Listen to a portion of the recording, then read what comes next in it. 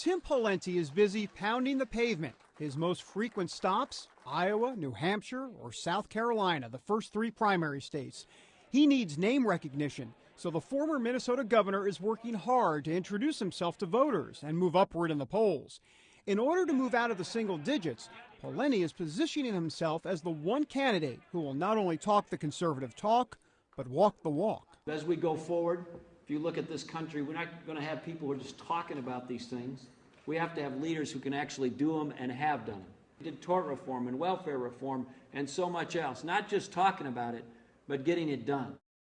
Well, please welcome to the 700 Club former Minnesota Governor Tim Pawlenty. He is now a presidential hopeful and governor. I'm delighted to have you with me. I'm honored to be with you. Thank you. Thank you for having me. Why do you want to be president? Well, I think I've got the skills and the ability and the results to lead this country to a better place, and I love America, and we need to do it. It's in trouble. What do you want to do? If you were president and the day after you're inaugurated, would you have three things that you'd say, these are my first goals? I sure would. Number one, we got to get this economy going, because the pathway forward for opportunity for most of our fellow citizens is to have access to a job or an economic opportunity. So we've announced a big economic plan. Two, I'd repeal Obamacare and ask the Congress to do that. I think that's one of the worst pieces of legislation in the modern history of the country. Yeah.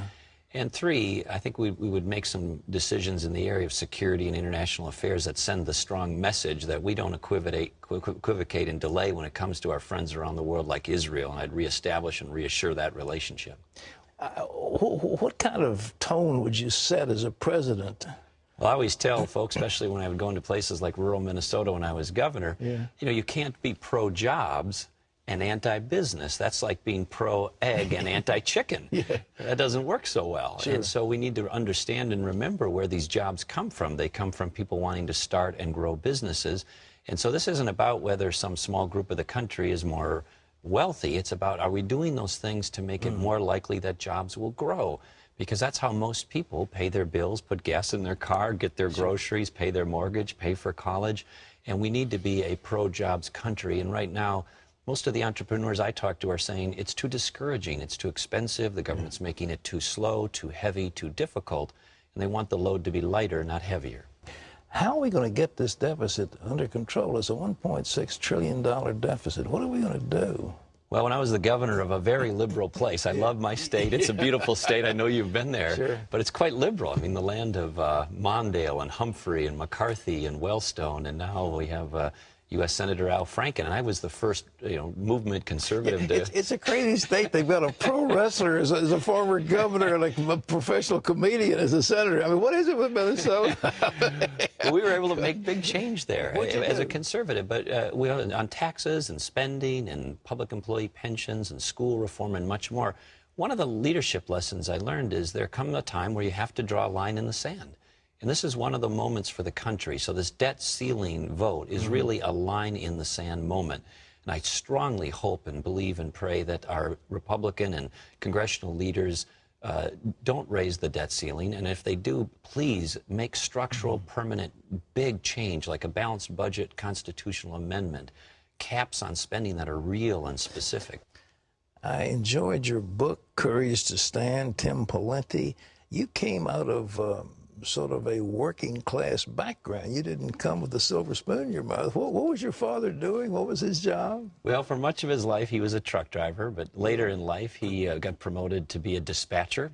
We thought, as a family, we had hit the jackpot. And then a little later, he even got promoted to terminal manager. We were very proud of that. But I think my first paycheck out of law school was bigger than his last one, which was kind of a dramatic moment for us as we compared those paychecks. He was a good man, and he learned. Did he inspire you to get educated? That you had to go to college and that sort of thing? He did, but my mom really was a driving force there. She died when I was 16 of ovarian cancer, the youngest of 5 kids, and just a short time before she passed on, she summoned my brothers and sisters to her bedside, and she made them look her in the eye and promised her that they would do everything they could to get me to college. They couldn't go, not because they lacked the capacity, they just didn't have the opportunity. So my mom's were you the baby? dying wish was to get me to college. Yes, I was. You were the baby. I was the baby. And so all those children are going to get together to get you to college. And they did. And they did. And they did. And my mom was a very, very wonderful woman and a great leader for our family. But that was one of her life dreams, is to have one of her kids get to college.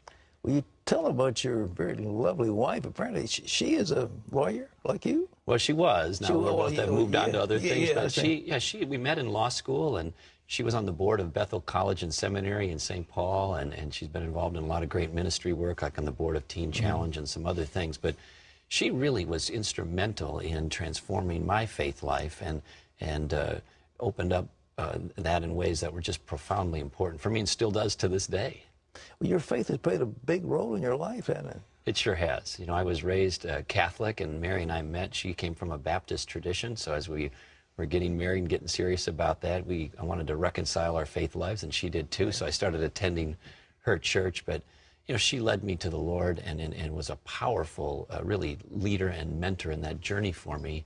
And I think if you met her, you'd be impressed. She's joyful. She believes what we believe, and she's a tremendous voice for the Lord, got a wonderful heart, and as a big part of this effort. What does she think? I mean, running for president is a terrible burden on a family. Is she 100% with you on it? She sure is. You know, we have two teenage daughters. One is 18, one is 14, and one of them drives, and they both like boys, and so they need supervision. So Mary can't always be with me on the road, but she comes when she can. And she strongly believes that this is important for the country and has the same values that we do. You practiced law. You were a Commonwealth or a prosecuting attorney. Then you were majority leader of the what is it? The House of Delegates House of Representatives in Minnesota. And then, did it look like you were going to win for governorship? It looked like the odds were stacked against you. No, it didn't look like I was going to win. It's blue state, and I wasn't very well known, didn't have much money, and people were not giving me a very good chance at running. And when I first started running, I did this little tour around the state in a two-seater plane, and not many people showed up. It was a little discouraging on day one. And I came home and went out to coach soccer that night. My daughters were playing soccer, and so I took off my suit and put on my coach's shirt and walked out onto the field, and these little girls came running up to me, and they said, "Are you running for governor? Are you running for governor?" Yeah. I thought, wow, this campaigning really works. I've only been out a day, and it's already permeated the minds of these 7-year-old girls. And I kind of pridefully puffed up, and I said, "Yeah, I'm running for governor." And then this one little girl looked up to me, and she said, "Cool. Do you think you could get me Jesse Ventura's autograph?" I understand. Well, you also played, you love hockey. You still play hockey? I do, although I'm, post 50 now, so I'm slow and old out there, but I still like to play, and in the winters in particular, we get out. It's a great sport. It's like, I tell people, it's like human pinball. It's fast moving and a lot of action. Well, do you get hurt playing? I've seen people checked against the backboards. I mean, it looks like it's brutal. Well, it can be, although now in my old men's league, as we call it, it's no checking, although people fall down and hurt themselves. So, but they can't check. Not intentionally. People accidentally bump into each other. So we're beyond that age where you can go out and lay into each other.